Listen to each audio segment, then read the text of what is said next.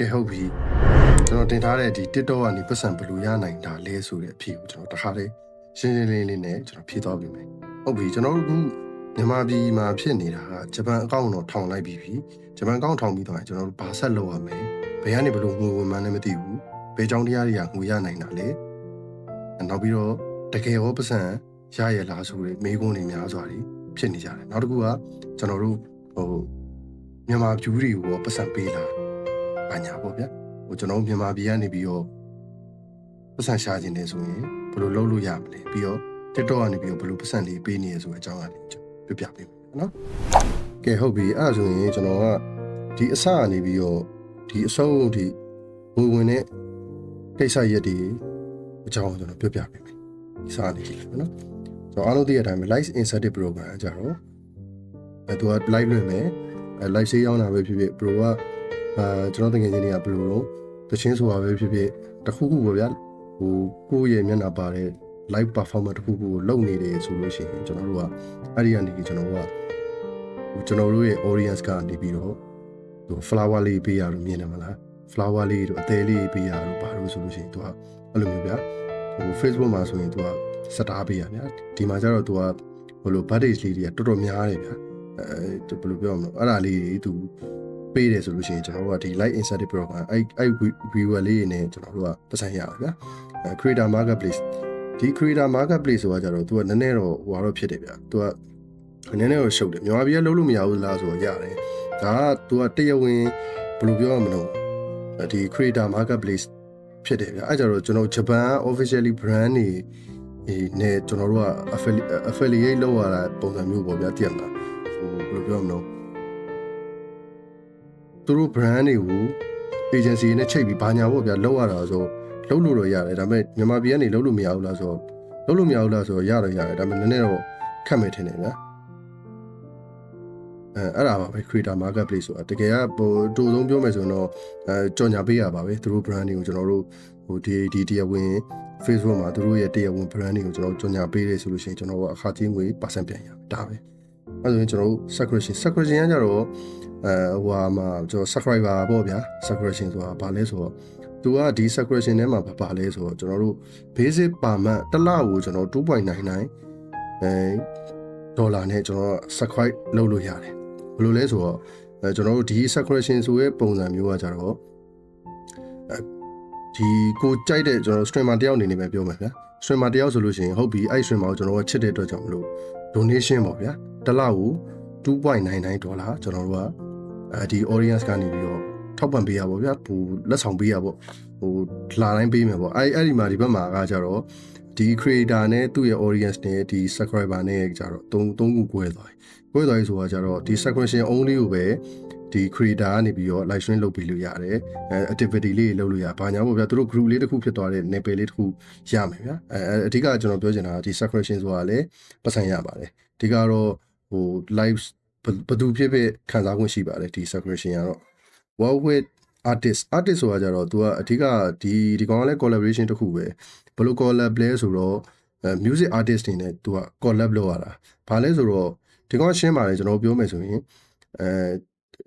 ထားပါတော့တချင်းဆိုထားတဲ့သူတယောက်ဗျဥမာဗျာကျွန်တော်တချင်းဆိုထားတယ်ဗျာကျွန်တော်တချင်းဆိုထားတယ်ဆိုလို့ရှိရင်ကျွန်တော်ရဲ့တချင်းကိုတယောက်ယောက်ကယူသုံးတယ်ဆိုလို့ရှိရင်မင်းတို့အခါချင်းငွေပေးမယ်ဆိုတဲ့ပုံစံမျိုးပေါ့ဗျာသိရမလားငါတချင်းကိုယူသုံးတယ်ဆိုလို့ရှိရင်ပတ်စံပေးတယ်ဆိုတာမျိုးပေါ့ဗျာ collaboration တစ်ခုပါပဲအဓိကတော့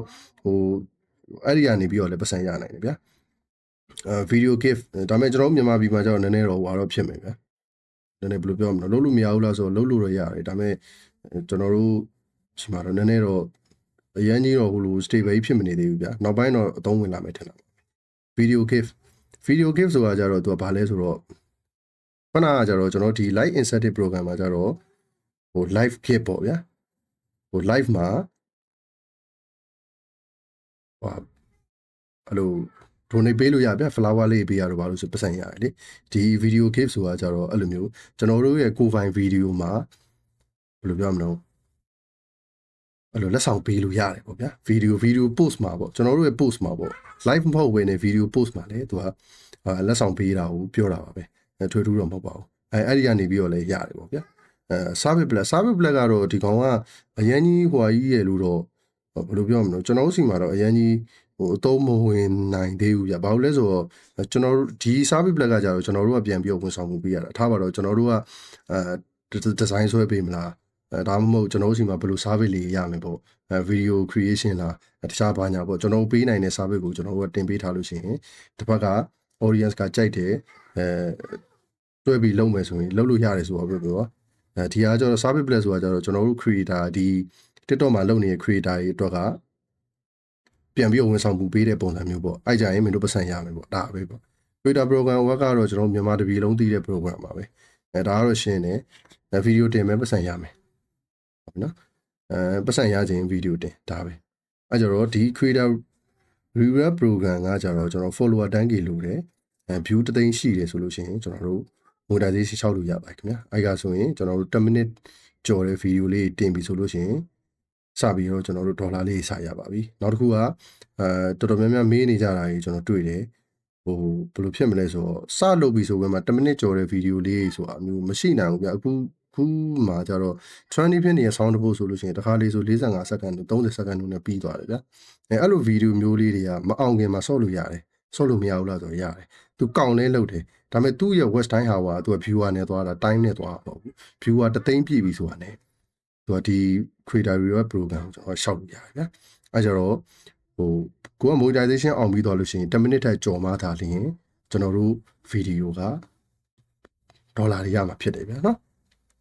TikTok shop for sale လာဒီကောင်ကတော့ဂျပန်ကောင်ဖြစ်တဲ့အတွက်ကြောင့်မလို့နည်းနည်းတော့တိုင်ပတ်မယ်လုံးလို့မရဘူးလားဆိုတော့လုံးလို့ရမယ်ရှုံမယ်ကျွန်တော်တို့ဘာနဲ့အလားတန်တူလဲဆိုတော့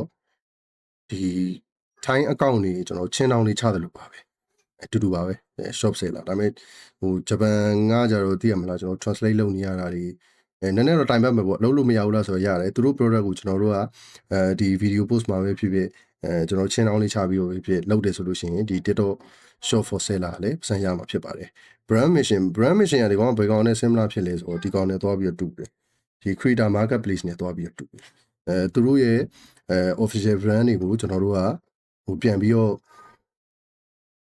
collaboration လုပ်တဲ့ပုံစံမျိုးပါပဲအဓိကဒီအကြောင်းအရာတွေထဲမှာအကုန်လုံးသိကြတာ creator reward program ဗျာ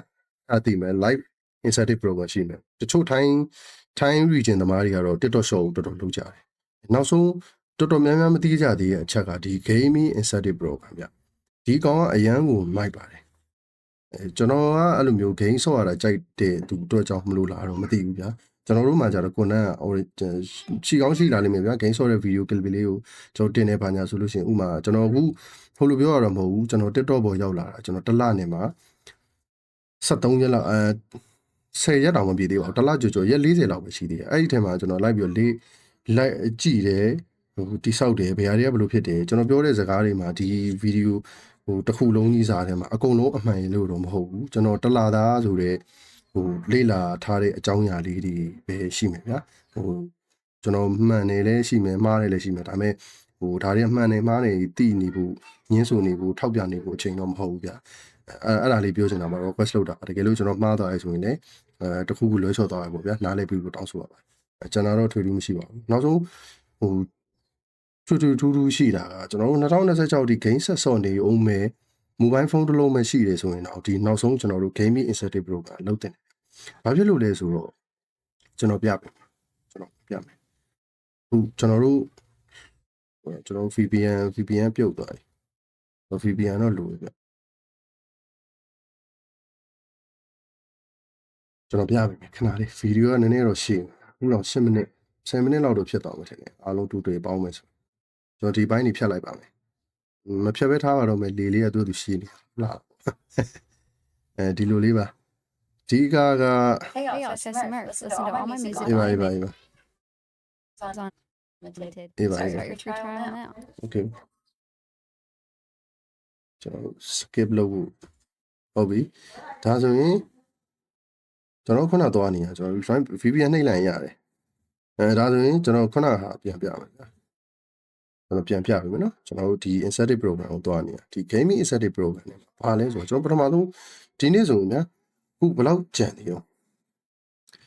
ဒေါ်လာ3000ရယူပါတယ်ဒါဆိုရင် तू ကမြန်မာပြည်အတွက်ကတော့ तू က3000ပဲပေးနေရမျိုးလေးတွေ့ရတယ်ဗျာဒါပေမဲ့ ခြား region မှာဆိုရင်တော့တော်တော်တော့မိုက်တယ်ဒါကကျွန်တော်အကောင့်တစ်ခုနဲ့ပြတာမဟုတ်လို့ဗျာကျွန်တော်အကောင့်ထဲမှာဆိုလို့ရှိရင်အခုလောလောလတ်လတ်ကကျွန်တော်ရဲ့ region မှာ Thai region မှာဆိုလို့ရှိရင်ကြတော့မတူဘူးဒီကောင်ကလည်းကျွန်တော်တို့မြန်မာတွေကဘယ်လိုပြောမလဲWorld Cup မှာကျွန်တော်တို့ champion ဖြစ်သွားတယ်လေအဲ့အတွက်ကြောင့်မလို့သူတို့လုတ်ပေးရလားရေလို့တော့မသိဘူးဗျာကျွန်တော်ဒီရမှာဆိုရင်ကျွန်တော်ဒီကလေးပြပေးမယ်ကျွန်တော်တို့ gaming incentive program မှာအများကြီးပဲဒီလိုအများကြီးရှိတယ်ဒီမှာအဓိကကျွန်တော်ပြောချင်တာဒီပတ်ကြီးကိုပြောချင်တာဒေါ်လာ18000ဒေါ်လာ2000ပေးထားတာဘယ်လိုမြင်ရမလားတော့မသိဘူးဒီဒေါ်လာ2000တောင်ပေးထားတာပတ်ကြီးအပေါ်မှာ Bliss ဗျာအပေါ်မှာ Bliss Bliss ဆိုလို့ရှိရင်ကျွန်တော်တို့ဒေါ်လာ9000ပေးတယ်ပတ်ကြီးဆိုလို့ရှိရင်ဒီ Global Championship 2025ပတ်ကြီးမူပိုင်းဘာညာမှာ PMGC ကိုသူတို့ဟိုလောက်တာပေါ့ဗျာတည်မလားအဲ့ဒါရှိမယ်ပြီးတော့နောက်တစ်ခုကကျွန်တော်တို့ဟိုရှိတယ်ကျွန်တော်ဖုန်းနဲ့ပြဘယ်လိုလုပ်ထားပါတော့ဒီလို program စိတ်ဝင်စားဖို့ကောင်းတဲ့အကြောင်းအရာတွေအများကြီးရှိတယ်ဗျာဒီမှာဒီ insert ထဲမှာပေါင်းတာနောက်တစ်ခု live မှာကပို့ပြီးတော့စိတ်ဝင်စားဖို့ကောင်းတယ်ဘာလို့လဲဆိုတော့သူက top ဒီ Please So Resonate Live Challenge Thailand ကြတော့ဒီဘယ်လိုပြောမလဲဒီ Please ကနည်းနည်းလေးပေးတာနည်းတယ်လို့ပြောလို့ရတယ်ဗျာကျွန်တော်တို့အရင်တော့ Arena Breakout တို့တခြားသောgame တွေကကြတော့ပထမစုဆိုလို့ရှိရင်ဒေါ်လာ9500ပေးတာဗျာကျွန်တော်ပြပြီးကျွန်တော်တစ်လသားလေးပဲရှိသေးရဖြစ်တဲ့အတွက်ကြောင့်ကျွန်တော်နည်းနည်းစမ်းကြည့်တယ်လုပ်ကြည့်တယ် join ကြည့်တယ်အဲ့လိုမျိုးလေးအဲ့ဒီမှာတော့ကျွန်တော်ဗီဒီယိုလည်းမလုပ်ဖြစ်ပါဘူးတင်လည်းမတင်ပြဘူးဒါပေမဲ့မိုက်တာတခုကကျွန်တော်ဒီ Arena Breakout မှာဆိုလို့ရှိရင်ဒေါ်လာ1800เนาะထားပါတော့ကျွန်တော်လုတ်ကြည့်ရမဟုတ်ခဏလေးဆွေးကြည့်ရ point တက်မတက်သိချင်တယ်တက်တယ်အဲကြတော့ကျွန်တော် point တက်အောင်လုပ်ဖို့အတွက်ဆိုရင်ကျွန်တော် stream မိမဲ့လို့တယ်ပြီးတော့ဒါ Rainbow ဒီကောင်ဆိုလို့ရှိရင်ကျွန်တော်တို့ဒီမှာဒေါ်လာ9500ပေးရဒါဆိုရင်လည်းတော်တော်ကျန်းတယ်နောက်တစ်ခုကျွန်တော်ပတ်ကြီးတော့ကလည်းကျွန်တော်ပြက်နဲ့အမှားမှားယွင်းလေးတော့ရှိခဲ့တယ်မလုပ်ကြည့်ဘူးလားဆိုတော့လုပ်ကြည့်တယ်ဗီဒီယိုတစ်ပုတ်တင်လိုက်တယ်တလာသားဆိုရဲ့အကြောင်းအရာအကြောင်းမလို့ကျွန်တော် disqualify 5 ပုတ်ထိသွားတဲ့ထဲမှာနောက်တစ်ဗီဒီယိုထပ်တင်ခွင့်မရှိတော့ဘူးဒီကျွန်တော် please မှာတော့ကျွန်တော် copyright တော့ထပ်မညှိဘူးဆိုပေမဲ့စင်တော့ပြေးနေတယ်အဲ့မှာတော့ကျွန်တော်ဒီ game incentive ကနေပြီးတော့ကျွန်တော်တို့မရဘူးလားဆိုတော့သိချင်တယ်ဒါပေမဲ့ရခဲ့ပြီဗျကျွန်တော်ထပ်တော့မလုပ်ဖြစ်ဘူးကြာပြီနိုဝင်ဘာ21ဆိုတော့အခုတောင်ဒီဇင်ဘာကြော်သွားပြီလေဂျားထဲမှာမလုပ်ဖြစ်ဘူးဒီကောင်လေးဆိုရင်ကျွန်တော်တို့ live stream လွှင့်နေနေကျွန်တော်တို့ဒီဟိုဟာလေးယူလို့ရတယ်ဗျာအဓိကကတော့အဲ့ဒါတွေပါပဲအကျန်းဆုံးကတော့ဒီ gaming incentive program ကတော့ဒီညီကိုတွေက game ဆော့တယ်ဆိုလို့ရှိရင်ဖုန်းတစ်လုံးပဲရှိရဆိုရင်လည်း live လွှင့်ပြီး game ဆော့ပြီးတော့ကျွန်တော်တို့ video လေးတင်ပြီးတော့လည်းငိုရှာလို့ရပါခင်ဗျာနော်ကျန်တဲ့သိချင်တဲ့အကြောင်းအရာလေးရှိရင်လည်းမေးခဲ့ပေးပါဘာလို့လဲဆိုတော့မြန်မာအကောင့်နဲ့မရဘူးလားဆိုတော့ခုနကကျွန်တော်ပြောသလိုဒီမြန်မာအကောင့်မှာဆိုရင်တော့ကျွန်တော်တို့ဒီ game incentive program ကဒီဟာပဲရှိမယ်ခင်ဗျာနော်နောက်ထပ် event တွေလာဖို့ဆိုတာမသိကြဘူးလာမှာလည်းမဟုတ်ဘူးဒါသိကြတယ်ကျွန်တော်တို့ World Championship မှာ champion ဖြစ်ခဲ့လို့ဗျာသိရမလား Worldwide မှာ champion ဖြစ်ခဲ့တဲ့အတွက်ကြောင့်လူထည့်ပေးတာထင်တယ်ဒါပါပဲကျွန်တော်တော့ဘာမှမရှိဘူးတချို့အသေးစိတ်အကြောင်းအရာလေးသိချင်တယ်ရှိသေးတယ်နောက်ထပ်ထပ်လုပ်ပေးဖို့ဗီဒီယိုလေးဘာလေးတွေသိချင်တယ်ဆိုတဲ့အကြောင်းအရာလေးရှိတယ်ဆိုရင်လည်းကျွန်တော်ရှိမှာ comment လေးမှာမှန်းခဲ့ပေးလို့ရပါတယ်ခင်ဗျာနော် Telegram channel တွေဘာတွေကနောက်ကြမှာကျွန်တော်လုပ်မယ်ဗျာအခုလောဆယ်စိတ်လေးနည်းနည်းပါနေရတဲ့ဒီအကြောင်းအရာလေးပြောပြမယ်ဆိုပြီးတော့ကျွန်တော်လုပ်လိုက်တာပါဗီဒီယိုကတော့တော်တော်ရှည်သွားတယ်ဘာဖြစ်ဖြစ်စအနေဆုံးထိကြည့်ပြီးအတွက်ကျေးဇူးအများကြီးတင်ပါခင်ဗျာနောက်တစ်ခုကြိုပြောပါကျွန်တော်ဒီဗီဒီယိုကနေကျွန်တော်စမရပါဘူးပေါ့လဲဆိုတော့ disqualify 5 ခုထိသွားတဲ့အထက်မှာကျွန်တော်ပါသွားပါတယ်နောက်ပိုင်းကျမှdisqualify မဖြစ်အောင်ကျွန်တော်တို့ဒီ appeal တွေစာဘယ်လိုတင်ရတယ်ဆိုတဲ့အကြောင်းအရာလေးကိုကျွန်တော်ထပ်ပြီးတော့တင်ပြပြီးအောင်မယ်အဲဆိုအားလုံးပဲအဆင်ပြေဖို့ဆုတောင်းပေးပါတယ်ခင်ဗျာနော်စင်တီပြည့်အောင်လည်းနေထိုင်ပါတော့